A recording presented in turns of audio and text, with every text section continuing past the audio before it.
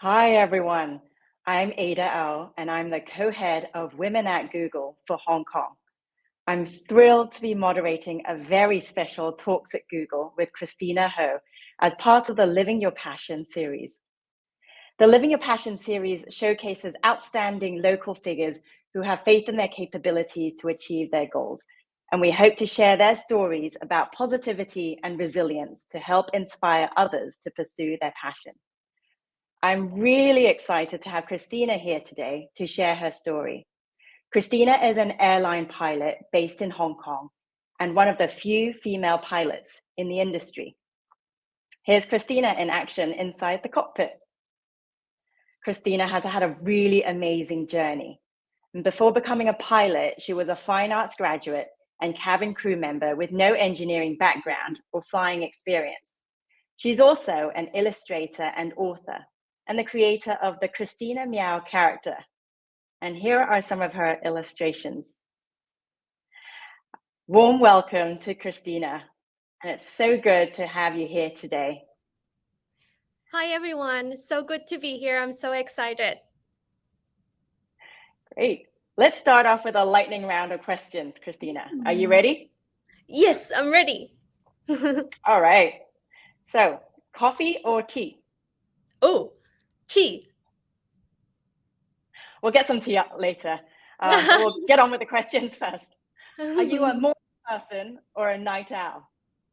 Definitely a morning person. I get really sleepy at evening time. So, long haul flight or short haul flight? I will pick long haul. Fixed wing or helicopter? Definitely fixed wing. A lot safer. City break or beach holiday? I do enjoy quietness, but I also enjoy how the city giving me lots of conveniency. Great. Drawing or flying? How about drawing about flying? That's what I'm doing. That's perfect. And who is your ideal flying companion? I do like traveling with my families and especially my mom because she plans everything. I just have to follow her step. And one time she did plan like 10 sightseeing, like 10 sites in one trip, like in 2 days. I can't do it anymore, but I quite like traveling with her. That's great. We all need a planner in our life. And what's one thing that you always bring with you when you travel? I always have extra bags in my little suitcase, and the little suitcase normally suit into the big suitcase. So I kind of maximize, like boosting my shopping ability every time when I go on trip. But I also bring one thing with me all the time, not just for traveling. I bring a reusable straw with me every day because I want to keep my teeth white. And my dentist teach me how to do this, and then I just keep this habit for many years already.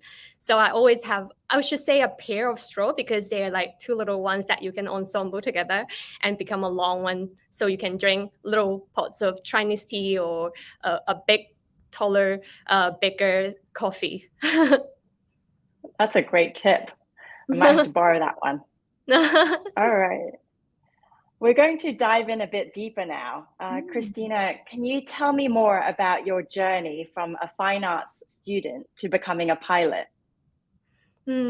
Actually, when I actually a traditional Hong Kong student in Hong Kong, and I go to traditional school, which is very heavy on academic. And when I was in secondary school, I started thinking, how come all my art class and all my music class are gone, and I just miss those class so much. So I just looking for ways to have a change. But my parents do want to keep me in Hong Kong and wasn't thinking of sending me somewhere. So I just go online, flow out lots of applications for scholarship, and end up one coming back. And this one sent me to Kansas in the U.S. So that start to start my high school year in the US. And that's give me the flexibility of trying a lot of different classes, the art class that I like, or the music class, even I don't sing well. And also taking a lot of like different like cooking class and stuff like that doesn't have it in Hong Kong in my school. So I get to explore a lot, and then I decided to stay and continue to do fine arts. I know that I would do something in arts, but doesn't know what kind of arts that I want to do. So I try different things. I do oil painting, ceramics. I do different kinds of sketching. And then after that, I start seeing my artwork to be shown to people. Then I start to think, oh, people, when they look at my artwork, they were thinking, what is Christina thinking when she is doing all these? It's kind of like a one-way communications. Then I thought I want to do some more like more connections with people. So then I decided to go into design so that I can create something that they can actually use in their daily life, maybe a mug, and then they can pour in their coffee, and then I end up into fashion design. I make clothes to make people feel confident, feel happy when they wear them. So that is how I went into design. And afterwards, I also worked in that design industry for years. And then I've never thought of I will being a pilot until then. And then after a couple of years in the design industry, then I feel like, oh, I'm still young.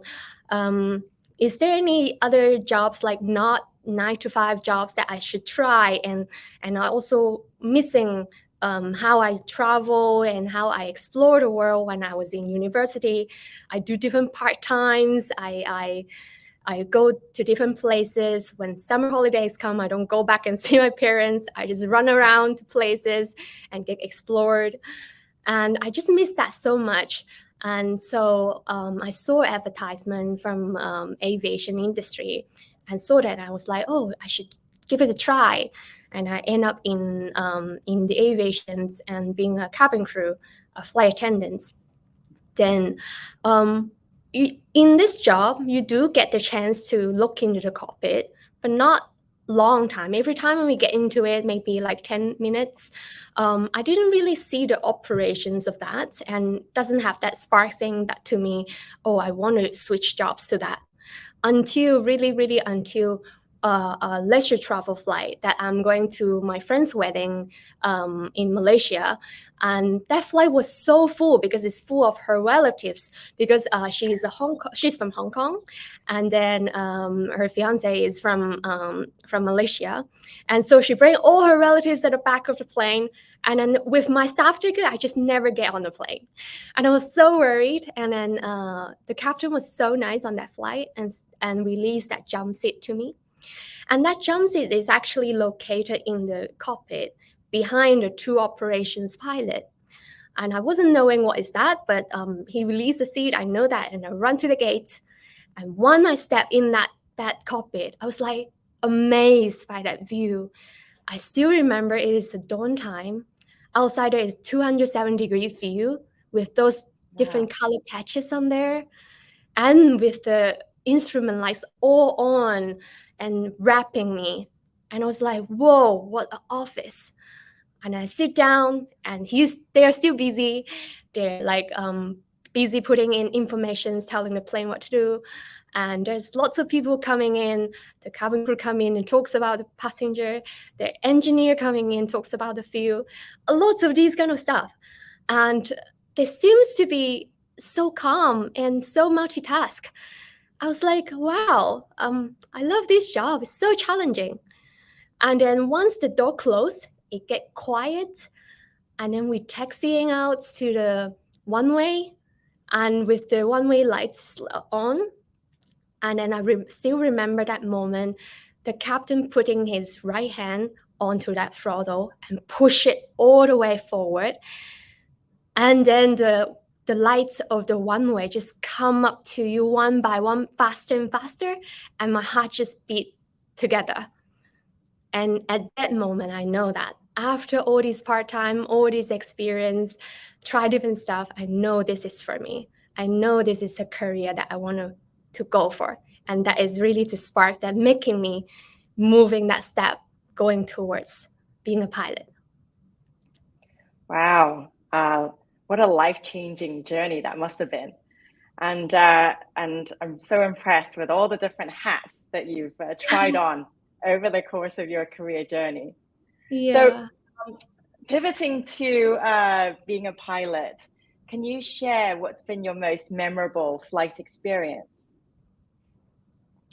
Yeah, it's definitely a lots of memorable moments. But I'm going to share one that is quite scary to me, but is very memorable to me. Still remember that I was still a cadet pilots when doing the trainings in Adelaide. We were doing 55 weeks trainings over there, and then we'll follow up with some trainings in Hong Kong. But then at that time, I was kind of like halfway of my training and wasn't that experienced. The day before that, I just did a check, an important check that is kind of equivalent to private pilot license. And then I was quite happy, and then telling my instructor that I passed, and tell her that, oh, today is a single pilot training, so I'll be flying alone. So I get ready for that. I do all the documents, all the calculations, all the graph and charts, and then go out and chat with the plane, make sure that she's okay. And then after all these, I go back and tell my instructor that I'm ready. And then she looked at all the stuff that I prepared. And then she said, oh, good to go. Everything looks good. And then she sent me off. And then I was going to enjoy the flight. That flight planned to be an hour something. And I was just flying to an airfield and come back on my own. Then going up there, everything looks fine. And weather is pretty good. It's just a little bit hot. And there's no air conditioning in those little planes. And I was enjoying the view. I also doing my job, marking down the few that supposed to be using, and then marking down the time, the different waypoints. And then suddenly, the plane just telling me, ding, ding, ding, ding, like that. And I was like, what is that? And then she started to popping out different failures, telling me that, oh, pitot tube failure, blah, blah, failure. And it takes me like 2 seconds actually coming back and say, is it really me facing this? And then because it's quite rare, like we doesn't really have that much of this kind of incident happening. Then we wasn't having the time to think, because the plane, because we don't use autopilot, so the plane will start to move if you start to move. So then I instantly telling myself, oh, the instructor teach me that I have to be aviate, navigate, and communicate. So the first thing I do is aviate. So I make sure she's doing the right thing. So I settle her down, making sure that she's flying, because she's not a car. She cannot just pull over and stop and start fixing problems. So I started aviate. Then I start to navigate. I started to think, where should I go? Should I go to the destinations, which is I'm only halfway? Should I go somewhere close, like around the area, to land, or I go back? After I thought of all the possibilities, I decided to go back, which gave me the best option.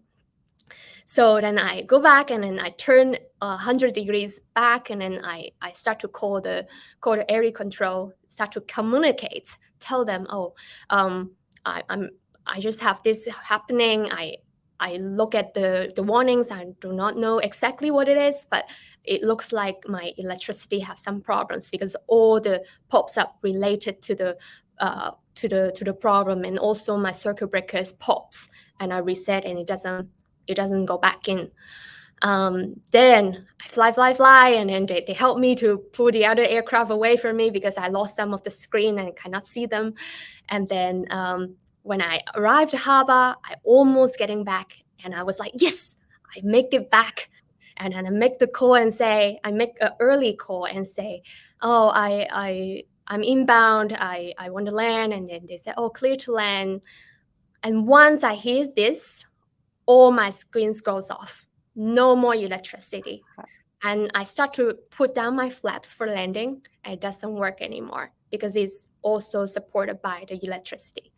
I really doesn't have the time to think what to do, but I tell myself I just have to trust what I have learned, and I also have to trust that all the trainings that I have done, even without that background, and if anything happened, my engines is there. I will do a go around and come back and try again. And then I focused so much on the speed because that day was so hot and we are using a shorter one way. And I just come into base. It doesn't have like a circuit thing to do. I just have to go down right now. So then I go down and making sure all the other planes on the side of the one way is not coming in, blocking my way. And I go down and go down. The tower seems to know that I got a problem already. So they start to give me that green lights, popping green lights, shining to me, knowing that I lost my communications, as communications also supported by electricity. Then I finally land, and coming out from the last taxiway of that one way. And then at that moment, I know that I did a good landing and I saved myself and saved the plane. And the scary things comes up when I park the plane. When I park it at the apron, then my scary feelings start to come up in my body. So that is my little scary, memorable experience to share with you. And the next day, I went to the engineer and asked him about, oh, what's happened to my plane? And he's like, oh, your generator failed, and it doesn't generate any more electricity. Yeah, but he's so calm. He Wow. just he just tell me in a very calm way. Wow, what an amazing story. And I'm very impressed that you also remained calm in what was a life-threatening situation. And your instincts kicked in and you drew on the training Mm. and the flying experience that you had to land the plane safely. Really amazing. Yeah, it gives me a lot of confidence after that. Especially, I'm not from that background, and then people do worry about how you go through all these, and worry about, oh, we should able to make it in such a squeezing time with 55 weeks, finishing almost close to a 3-year course in Australia. And but I'm happy that it does happen in a place that I wasn't that experienced, and also glad that we just try our best at that time. Even I look back, I will think there will be something that I can do better, but it doesn't matter because you do your best at that moment, then that is enough. Great. Um, Christina, in the airline industry, currently the percentage of women pilots is still in the single digits. Have you encountered any stereotypes in the past? And if so, how did you overcome them? Um, I'm so glad that when I first saw that cockpit and finding my passions, I wasn't questioning myself and say, "Oh, those two pilots sitting in front of me, a guy, a male. Should I go for it?" I'm so glad that I doesn't have that boundary for myself, and also not questioning about that. Otherwise, I won't be going into it. And but definitely, once I make that decisions, I start to tell people around me, included my parents and my friends. My parents are pretty open-minded, but they really doesn't know what a pilot does. Because my mom would tell me when she fly a plane, she saw the cabin crew, they kind of knowing what she's doing, what he's doing. But then when I tell her about a pilot, and then she's like, what do they do? I said, oh, fly the plane. And also telling my friends, and a lot of my friends are try to help, and like if they're in teaching mathematics, and I would just say, oh, can I just take 2 class from you, just to learning some of the basic again, review a little bit of this kind of maybe aviation related mathematic issues. And then they're happy to help, but at the same time they will wonder, if you doesn't really know all this basic stuff. How are you going to make it through all these challenges in front of you? Then I would just tell myself and tell them, say, if I don't know it now, if you teach me today, I'll learn it today. Because looking back when we were young as a kid, we learn everything starting from new, right? So now I will still have that ability.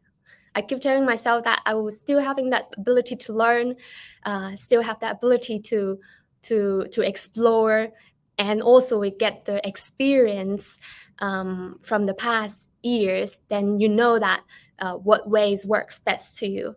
But definitely, the time that going for the pilot is the time that having the most critical stage of the stereotype, because it can be based on my age. I switched from another field. I was in the workforce for a couple years, and some people will think that, oh, will it be a waste that you waste those couple years of in school, in your university, and then you work a couple years, you'll be losing all this and starting from new. Are you able to bear with that? And some people will also think that even when you fly, if your voice is a female on a plane, they will start to think, oh, can she really fly? And also about the background, was she able to make it through all this kind of this noise? But just I think the sticking back to today's topic, living your passion. I just feel like when your passions, when your voice inside your heart speaking so loud, you just hold on tight to it, and it can be louder than all this noise. That's great. I really love that positivity, and that you say, if you teach me, I can learn within today. And that's really fantastic. We can pivot a bit to more around living your passion. And with the recent pandemic situation, we're reminded of the importance of physical and mental health. What are some of the ways that you take care of yourself, Christina? Sleep and eat. Yeah, control something that you can control. So sleep, I can, besides work, definitely the work patterns I won't be able to control, but that is something that I aim for to do, I passion in doing. Then I would have to put something on the table. So when I'm off work, then I probably want to eat healthier and sleep enough, because resting really bring me the best performance also. And also I would when I facing stress, like when we have exams, like every year we still have exams until we retired. Like unlike a lots of professions, you're thinking, oh, I passed through all these 55 weeks, and then another half year of ground school training, simulator trainings, and line trainings, blah, blah, blah. And then you thought, oh, it's perfect, I got the license. Then you have to be checked every half year, and then so much more exam behind that every year. So when this comes, looking back when I first started with the flying training, I remember the first few flights, my reports are all red. There's lots of red words and lots of red circles. Then I tell myself, I won't be able to fix all of them in one flight, but I will be able to fix 3. Then I pick 3, the most possible 3, and I fix them. And the next flight, I see less 3 in my reports, and I tell myself, these 3 are not coming back. I'm not letting them to come back, but I'm fixing another 3. Eventually, I think I'll make it through. So I kind of put my, I still having that far end, having that goal in front of me, knowing that I have to pass out from here. But at the same time, I'm focusing on the next flight, focusing on the flight in the afternoon, because sometimes we fly a few times a day. You just don't have that time and energy to worry about too much about far end there. So I would just worry about what is coming next. Then it really helps me of managing my expectation and managing my mental health. And also at the end of the day, I will acknowledge the hard work that I've done, acknowledge that I did put in the hard work. I have to appreciate that, and that helps me too. That's great advice to break down what's seemingly an insurmountable goal into small milestones. And then Yeah. a lot of that positive self talk and encouragement. I think we can all apply that to our everyday lives too. Um, the last few years have been turbulent for the airline industry, to say the least. And I'm sure you've experienced a lot of changes, Christina. Hmm. Any tips to prepare for and deal with change? Just make sure that you know changes is actually a norm. If it doesn't change, it's not a norm. As I said, focus on something that you can really focus on, and because something that if you cannot control, you can't do much on it. But do focus on how can I make this better? Like what can I do to make this better? When I ask these questions, is really ease my stress because I know that there's something I can do, and also remember that all these changes is going to bring me something good, and sometimes you just doesn't know it at that moment, but after all they were all works together and building the one who you are today. So just like that incident, I wouldn't say it should come later in my like when I have professionally the highest end of the license. I would just being thankful of all these happening and making a better me. That's great. Thank you. Um, as we're talking about work and flying, what's been your proudest moment at work? If talk about the proudest moment without work, I would say bringing my mom up into the sky. When we graduate in Adelaide, in Australia, normally the cadets will bring up their parents to have a little trial flight. And me too, I also want to do that. But then I was like, oh, it's so hard to make sure the weather is perfect and then my mom's and dad's is here. How about I make a longer flight? Make them to really, really experience what I do. Because normally my classmate will bring them up for like 45 minutes to look at the coast, how pretty it is. But I also want her to know what I do, like where we will land, where we will practice landing, what kind of landing we do. I really want to show her. I want to share the joy with her. So then I tell my mom, is that okay that I schedule a longer flight, like 2 hours something? And then she's like, yeah, I can do it. And I was like, oh, you may be getting sick or something, but let's try that. If you can't bear with it, we'll come down. And then I really do the planning, make a long flights for her. And I bring her up, showing her the narrowest one way that we will land, what kind of landing we will do. And then she's sitting at the back. And towards the end, we fly over the coastline. And then I turn around and tell my mom and say, oh, our trip is almost done. This is the last spot that will come. And it's just like, really? Is that short? And I was laughing, and because I said it's already 2 hours. And then I was so happy that she enjoyed the flight a lot, and also happy that she enjoyed what I'm doing. And I think it's just so unpredictable what is coming up next, especially like the pandemic and stuff. We never know what happened tomorrow. So if there's something right to do, is something that is meaningful to do to you and to do, then don't wait. Now is the best time to do it. And so that time, God is good. He give me a perfect weather, and then we have a good trip. That is the proud moment that I have been through with my family. But how about work? In my work, there's one little story that in my heart always. It's actually a very normal day that we're coming back to Hong Kong. And remember that after we land, um, the in-flight managers just come in and say, oh, there is a family that want to visit the cockpit. And then as normal, the captain would be very nice and say, oh yeah, after we've done every work, they can come in. And then once they come in, oh, it's actually a family of a Japanese family.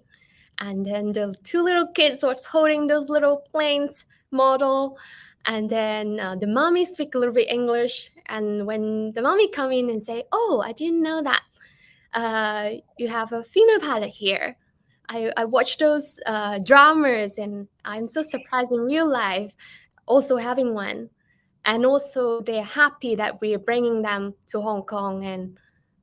And this really touched me and remind me about my job, my passion in this job is bringing the passenger safely to a destinations or to a place that they want to go. And actually, every time I go back into the cockpit doing a takeoff landing, I still having that motions in my heart and still very touching to me.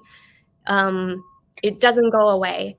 So this little story is on a normal day, but it really reminds me a lot of these happy moments. Wow. So many proud moments and so many things to be proud of. And I'm sure your family is super proud, especially having gone on this flight, their first flight with you. And it also must be really satisfying to feel that satisfaction of bringing people safely to their destination with this encapsulated by this Japanese family. And thank you for her that placing her life in my hand. So I'm glad to hear that you do have these annual and very frequent checkups and exams, not like with driving. Yeah, it will be safe. You can fly with Christina. Yeah. In addition to flying with Christina, you recently picked up art and design again, where you share your life stories from the skies. And you created this new, very charming cat character.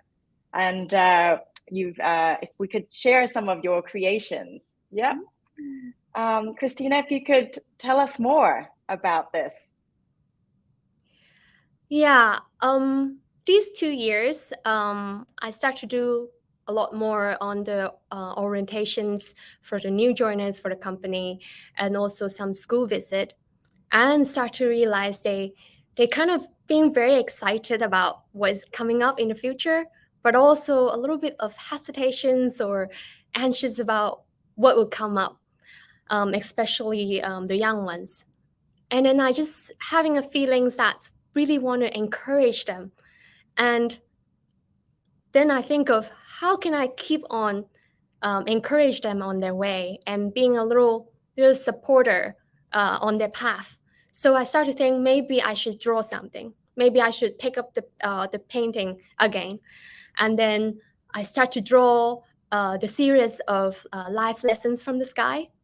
And if you're looking back in episode 1 or 2, there's no characters. It's just a little bit about aviations and then a little bit about life, because I just feel like I don't want to bomb them with lots of like technical terms. I just want to inspire them. There's something fun in this industry, but at the same time, it's kind of related to their life and what I have learned through this path and showing them I face the same thing like you.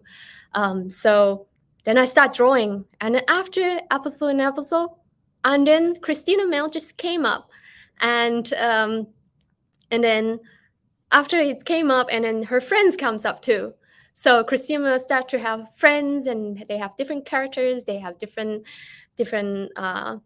thoughts or things like to do. So then I keep on writing, and then I start to receive different feedbacks from the inbox or anything like that, and saying, "Oh, when I read those, thank you so much because you ignite my passions again. No matter if it's aviations or other things, they start to show me. I took this new course to kind of making me the next step.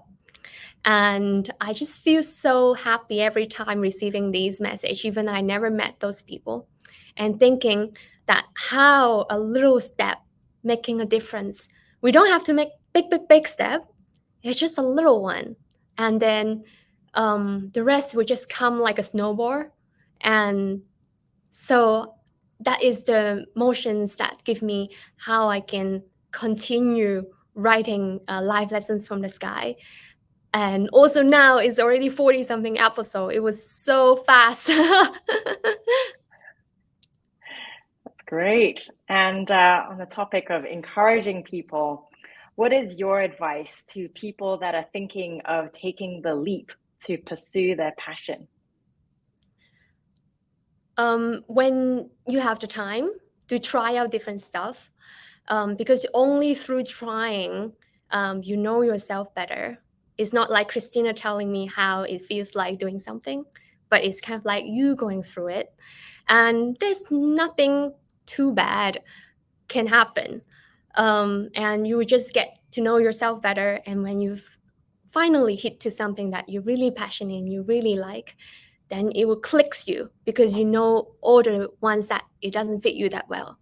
And also, you will be never perfect to try something. You just can't wait until that moment because we can't control lots of stuff. So don't be afraid. Just try and just go ahead and do it. You will find something. You will never know what comes up to you and what's that purchase moments to you. It will just show up. And when you hit to something that in your passions, hold on tight to that feelings, because once you let it go, it will go, and you'll be staying at the same spot again, and you don't want to see that. Hold on tight onto something you feel in your heart that is the true feelings set from you. Thank you so much for your sharing, and I love that positivity. Now we're going to open up for Q&A where we have some questions from our Googlers. And for those in the audience, please type your questions for Christina in the chat. All right. So the first question is from Milena. Amazing story, Christina. I imagine there might have been a lot of noises around you during the journey. How did you manage to keep your eyes peeled on your goal despite the noise? I would say you really have to know what is your purpose in life and what do you want. If it is something that you really hear it in your heart, then you should hold on tight to it, and knowing that noise should be louder than the rest of the stuff, because you'll be going through the rest of the time. And I just want to tell you here, if you were the person that who believe in yourself, I could be the second one for you. Great. We can take the next question. A question from Pinky. What an astonishing journey, Christina. What are some of the key qualities that helped you navigate these massive changes and challenges in your life that we all can try to develop?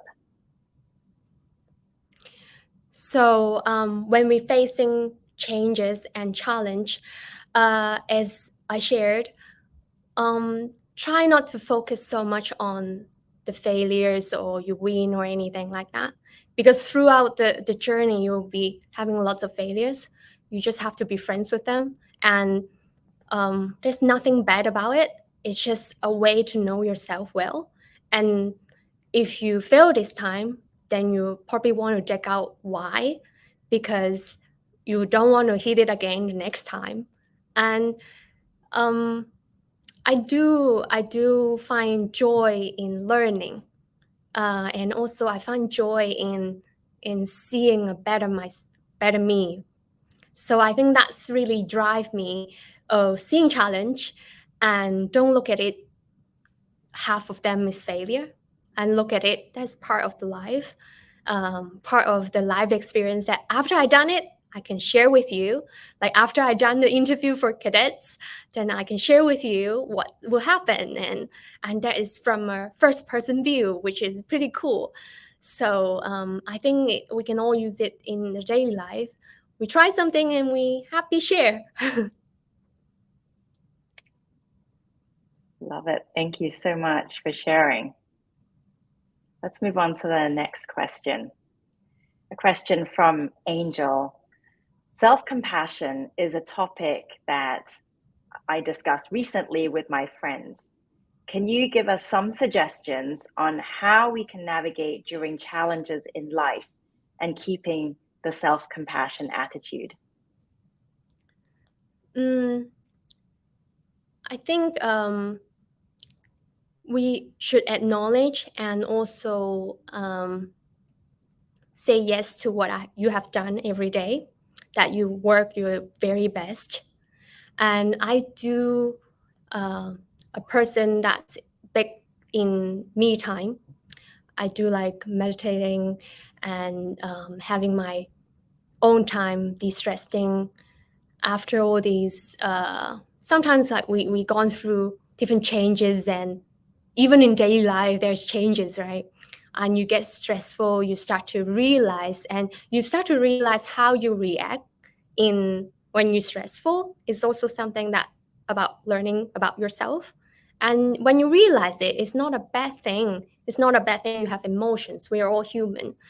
It's just when you realize it, how are you going to deal with it? Some people go so and with their friends and have a drink. For me, I love staying in my little room, doing self-care. I do breathing. I play with my skincare. I do mask. I sleep. I take naps. I do little exercise. Whatever brings energy to you, I think that is the way that everyone's is different. And you just have to, that's why I've so emphasized about knowing yourself, because my way, Christina way, may not work on you, but you probably know yourself the best. And knowing that what brings your body, your mind the best. But at the same time, don't forget to really encourage yourself, besides encourage the other people, that you're doing good work today, and tomorrow what I can do better, and appreciate of what you have put in. I think that's something to bring with you. Great. So control what you can control, give yourself positive self-talk, and also do what works for you. Thank you. And let's go to the next question. A question from Katie. I wanted to ask you about getting onto the cadet program for the first time and the training process. Did you find it daunting? And what brought you confidence and helped you to believe in yourself? We didn't touch on a lot about the cadet program, but I can quickly go through it. It's actually with their 6-month selections at that time. I went through English tests. I went through high-end coordinations. There will be group exercise, that seeing how you work with the others, doing some flight planning exercise, looking at how you deal with data. And also we have HR interview and seeing some captains, making sure that they can work with you in the future, these kind of thing. And then you will have medical check, and we have it every year too, etc. And after all these selections, then you don't get a break. They'll send you off to do the training. If they think that, Christina can be a future captain, then we'll send her for training.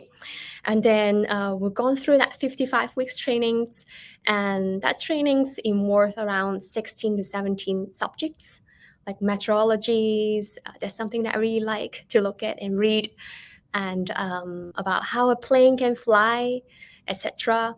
And then you get the fun part is the flying part.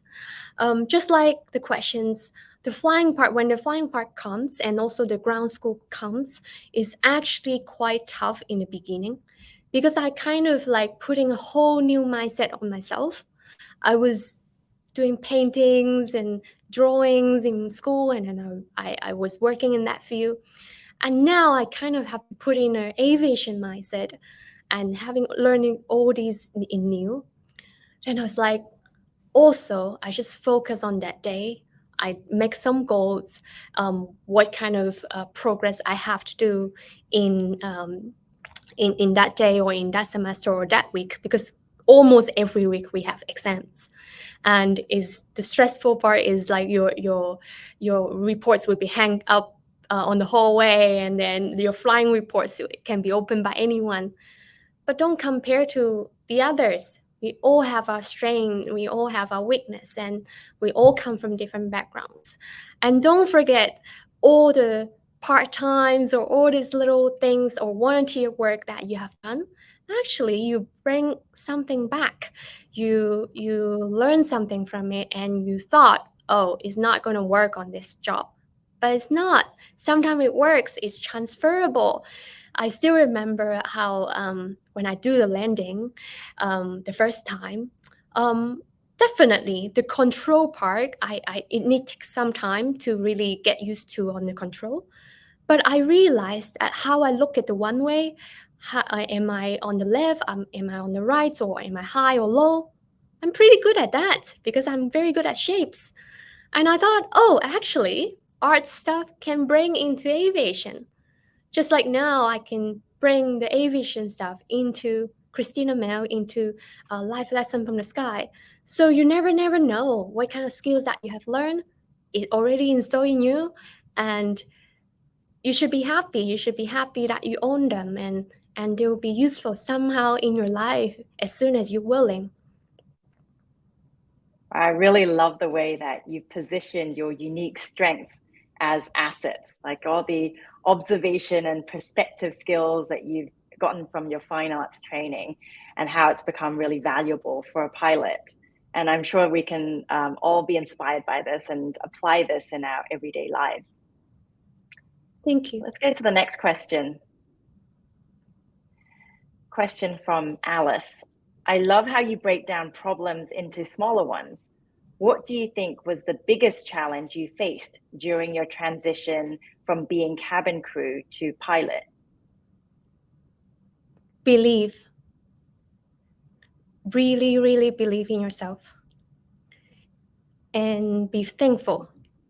Be thankful for people who didn't see it but already trust you. Those two things are based on the belief. So once you see something, you tell yourself, I believe in myself, even starting from zero. Actually, we start everything from zero. Maybe my starting line is a little bit behind, but it will be there. So when I think I still receive a lot of questions about, if I'm a female, girls, if I wear glasses, if I at a certain age, can I switch jobs? Can I do a certain things?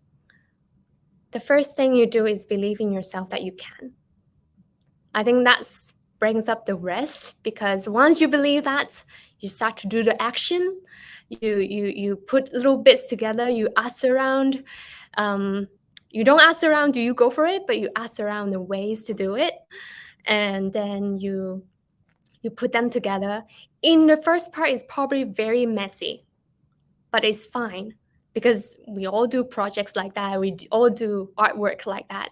And you just eliminate the stuff that what works best to you. And then you put them together and then really plan out what do you want and what is accessible, what is possible. And even if it's not possible, how can you make it possible?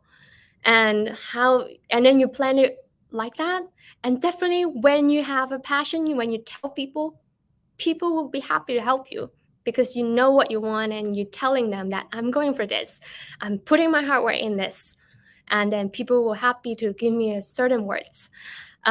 Still remember on the path being a cabin crew, and every time I'm very keen on looking at the flight plan from the system, even it's not my job to do it. Then I start to learn from bit by bit. So how do they read? What kind of weather is that related to our flight? And then sometimes we part at Echo 4, which is E4. a gate, and then I would start to think, oh, what one way we're using? If that is one way that is very close, and I know that I got a little time to prepare for passenger, start to relay everything together, and I have that joy in that process. And then I still remember meeting a captain on those flights, and he said, I see your passion, keep going. And I asked him about little technical stuff, and then all these people I still keep them a place in my heart, and thinking thank you for those little words. And they don't have to, but they did it.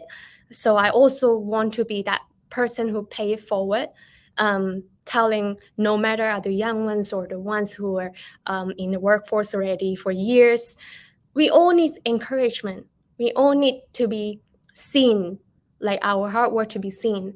So I just want to tell them, I'm just having a little story to share with you, and hopefully it can encourage you an evening and remind you about we all have our dreams, and little dreams, big dreams, it doesn't matter, and doesn't make a big dreams bigger than a small one, because there's only dreams that fit on you or not. It's not like big or small.